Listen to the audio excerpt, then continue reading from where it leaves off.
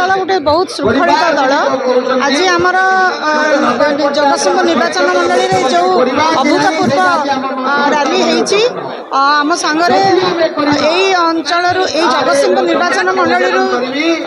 पूर्वतन विधायक चिरंजीवी विशाल जी की जगतसिंहपुर संसदीय क्षेत्र कोऑर्डिनेटर भाव आज आसिचंती एवं जगतसिंहपुर विधायक प्रशांत कुमार मुदुली जे द्वितीय थर प्रार्थी होती एवं मु जगतसिंहपुर संसदीय क्षेत्र द्वितीय थर प्रार्थी होती आज आपण देखुवे लोक अभूतपूर्व समर्थन भल पाइबा सब जगार माँ मौसी मान जो प्रकार स्नेह धारा जारी रही निश्चित भाव में आम आशा रखू निर्वाचन मंडली मोर समस्त संसदीय क्षेत्र देखी अभूतपूर्व समर्थन आमको मिलूँ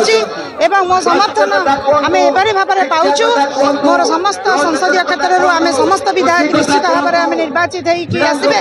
एवं मुझे विपुल संख्यार निर्वाचित हेबी बोली मोर आशा रखी विश्वास रखी संसदीय क्षेत्र में थी 5 वर्ष से अभिज्ञता को नहीं पुणी लोक कौन कर राज्य कौन कर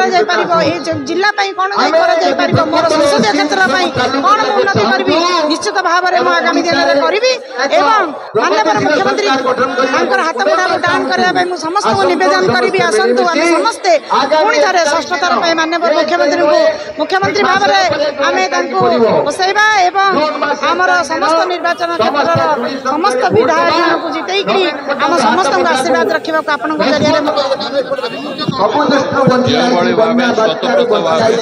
जगतसिंहपुर आज रैली जोग आशीर्वाद देती प्रशांत बाबू जितवा सुनिश्चित सहित डॉक्टर राजश्री मल्लिक जी एमपी कैंडिडेट अच्छा सी विशेषकर महिला मानकर युवक मानकर गरीब लोकंकर खटकिया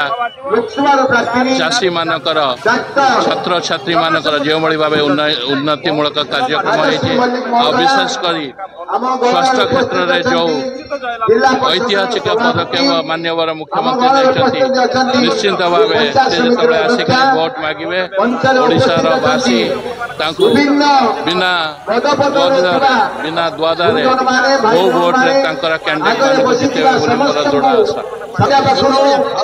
निश्चित भाव 7टी निर्वाचन मंडल के संयोजन रक्षा करमती विभिन्न एमएलए कैंडिडेट माने एमपी जितने विजु जनता दल को जितेबे लोक मैंने संकल्प कर माननीय मुख्यमंत्री सहित रे शंख चिन्ह सहित रे तेणु साधारण जनतार स्वर विजु जनता दल 24 निर्वाचन रे बहुत भल मार्जिन रे जगतसिंहपुर जिले में 4 के 4 विधायक एवं सांसद जितने।